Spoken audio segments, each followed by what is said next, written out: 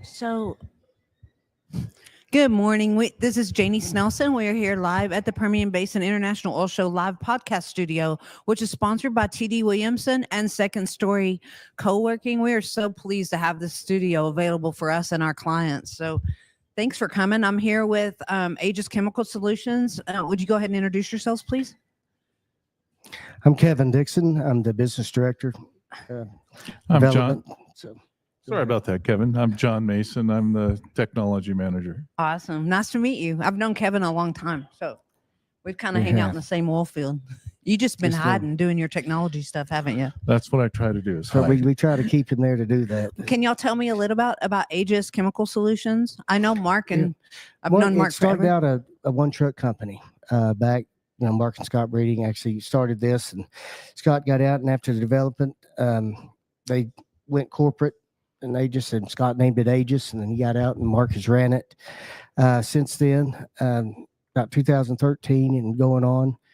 And Mark has done a phenomenal job. He's grown this into probably the largest self-made chemical company out here in the Permian Basin. That's true. And we've had the pleasure of bringing John on, and I think we call it a smurge.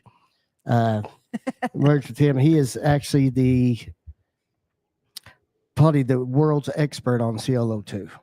That's what he's known for. So wow, so I'm in royalty. We were lucky right now. enough to merge with them and bring Sabri on to us, and we've been rolling from there ever since. That's awesome. Can you see my eye rolling here? Yeah. Well, it's hard to be humble, but it's also awesome to be as knowledgeable as you are. I've heard a little bit about you, so I know where you're coming from a little bit. Well, I know where they think you're coming from anyway. Yeah, at least you're going to tell me more though, right, today? I'll try. So, what are some of the things that y'all are working on to improve services and help your operators out? I'd say the biggest things that we're working on is keeping the wells working, whether they're the disposal wells or the producers. Our real focus has been the last 3 years with Aegis is really expanding that well work that we've been doing. We've been doing wells for quite a while here in the Permian Basin, getting into doing the horizontal work, extending the life and the production on the wells, and then keeping the disposal wells working economically. It is all about life of the well, no matter which way, whether it's a producing well or a saltwater disposal well, right? Absolutely. Yeah. Well, what do you have any new products or services that you would like to talk about today? Our well enhancements are our main product. What we've got going, it's probably the flavor of the year, I guess we'd say. The month, but it's basically just bringing wells back to life, extending lives, and it's actually the most productive and economical way to increase your production without drilling a new well. Yeah, and to keep the SWDs online, keep the pipelines cleaned out, keep them performing at the pressure drops and flow rates that you want to see across them. Yes, sir. But so if you look at it, it's always about the money, right? I like being the tech guy, but if you can keep the disposal cost down by keeping that injectivity up, but also not having to send water to another location, those are the quick payouts on that side. On the producers, we're seeing, we started off doing frac kit wells. We're able to get those back to producing where they're supposed to be. Now it's mainly getting that curve back up on the wells, lowering the decline rate, and increasing the production on it. Every words of music to every producer's heart, right? That's what we try to do. We put a lot of work in on it. For us, I came from this chlorine dioxide side, and teaming with Aegis, having the full production chemical line, and being able to make sure that we're addressing all the issues on the well when we're treating it. And it's not just getting that initial fix; it's getting the longevity out of it. And it's each well treatment's custom fit to that well, right? Yeah, we learn on the wells a lot on each different area. So if you're looking at, say, a Wolfcamp well down in the Mid-Kiff area versus over on the Delaware side, they do treat completely differently. So our tech staff is on the jobs. I'm on the jobs a lot, watching how they perform and optimizing each area. So you let the well talk to you then? Oh my God, yes. That's funny. Is that we- the wrong we thing to thought every say? well That's was what the I. same. That's what I hear. Well, we have a few things on our wall of things that aren't really true. One of them is that all the wells are the same. Okay, No, and they're not. No, they're not. Absolutely and not. it's great being a science person, but you really don't understand how the wells perform unless you're actually watching the real-time data, particularly as we go into a new area or different wells or different formations, and then optimize the treatment both mechanically, whether it's how we pump the job or how we divert the job, okay, but then the actual chemical package. I mean, the baseline is what we call sabrichlor, and it does different things, but we want to then make sure we have the additives in with it to then optimize that long-term performance. That's cool. So how is this treatment different from acidizing? Is that a stupid question? No, it's not at all. No. So acidizing is usually done to address specifically acid-soluble materials like carbonates, which we have a lot of out here. Yes, sir. Okay. The problem is the carbonates are shielded with hydrocarbons and other type of damage that the acid can't get through. So we don't replace acid, we augment it. All right. And that we allow the acid to do a better job on what it's good for. But what we get is the things that acid can't get to. Oh. I hate to say this, but one of the damaging agents is the heavier hydrocarbons. Okay. The stuff that basically plates out as it comes into the wellbore.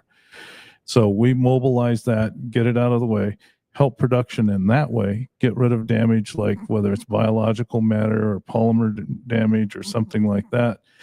And then that allows us to use a lot less acid to get to the things that are acid soluble. That's cool. So there are a lot of different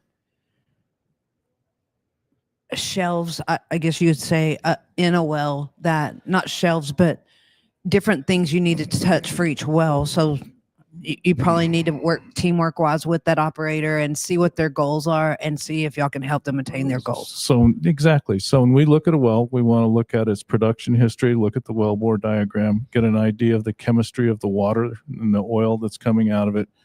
And then we put that package together. And I would use it more like the rings of a tree, okay, or layers of an onion. Yes, and sir. so you have different layers of damage, and we make sure and address each one of those layers and the matrix damage.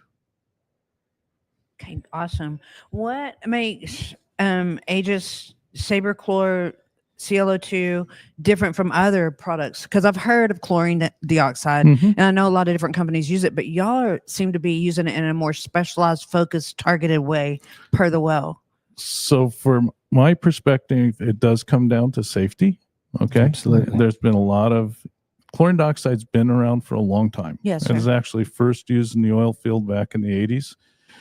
And I actually came in because people had accidents with it. Oh. Okay. Oh, And no. so I came in on behalf of the industry to look at what was going on there and figure out how to do it safely. We really focus on that aspect. We have a unique generation process where we make the ClO2 on site that gives us both the capacity and the ability to do it safely on the wells. That's And awesome. like John said, it's safety is our main factor. We want everybody to get home, but it's also, making sure we do the job right as far as the production part of it. Anybody can really make ClO2, and I say that very loosely, but no one can make it pure.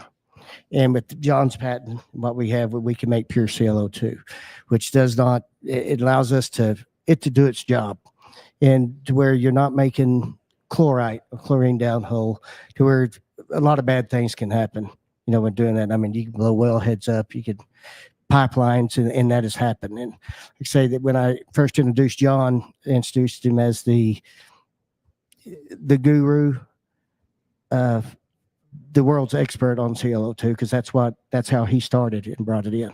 Actually, he's got some stories from having to go to the White House and Washington and clean some of that stuff up with ClO2. So Yeah, it's a little, when you're doing it in the middle of a city, you have to absolutely do it safe. Or if you're Oh, for sure.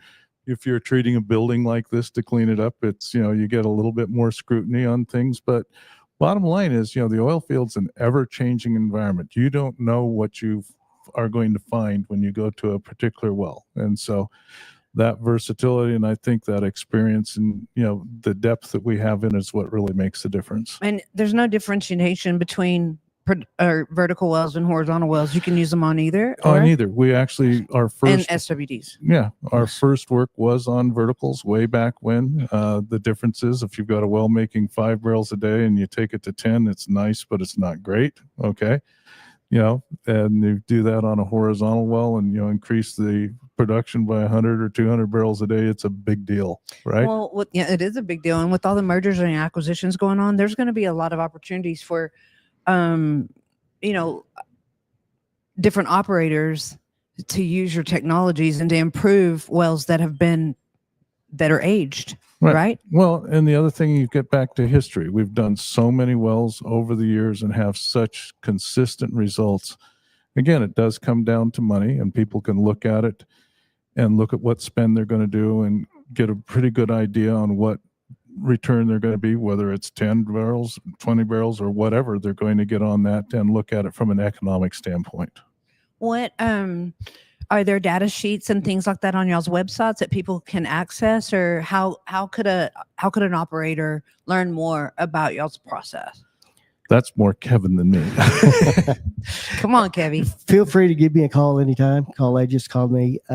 That's what we do. We'll come to your location, your building, your office, give you a presentation. We have PowerPoints, and we've got the data that we've had for, I guess we've been doing it for 37 years now, 38 years, excuse me.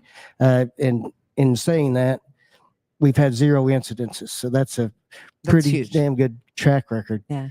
To have to do that. But yeah, we can send out data, and we collect data while we're out there as well. So we can give them instant feedback, after we collect the data and give them instant feedback, and they can actually sit in the data van and watch it. And it's pretty cool to see stuff break and go through and see the production when they come, just turn it back on. So, I mean, it's really, it sounds like a simple process, but there's a lot that goes into it. I mean, we can literally, 5 years ago, you heard a lot about, 3 years ago, you heard a lot about how you couldn't really effectively treat these horizontal wells when you're watching the data. Again, as long as we do a good job with the pumping company and our data is clean, you can watch it march across the lateral. Oh, wow. So you can physically see it on the screen. On the screen. That's awesome. Well, so what's your website? Do you know? AEGISchemical.com? AEGISchemical.com. Okay. So Aegis Chemical Solutions, actually. Oh, Aegis Chemical Solutions. Okay. Yes, ma'am. And they can reach all out there on that, or you could even reach out to me and I can forward you their numbers. So I'll leave my cards. Of course, you've got my contact number, but got to answer the phone though. That's right. Well, sometimes we're busy. We always get back to you though. I know you do. We'll do that, and we're on LinkedIn as well. I'm just teasing him because there was a chance for us to get in early this morning, and I couldn't get hold of him. But they were already here when I came back in here, so they were here anyway. I appreciate y'all being here so much. So thank you for having us. Thank you for the time. I appreciate your time. Yeah, y'all wave us out of here. Thanks for watching, everyone. God bless you guys.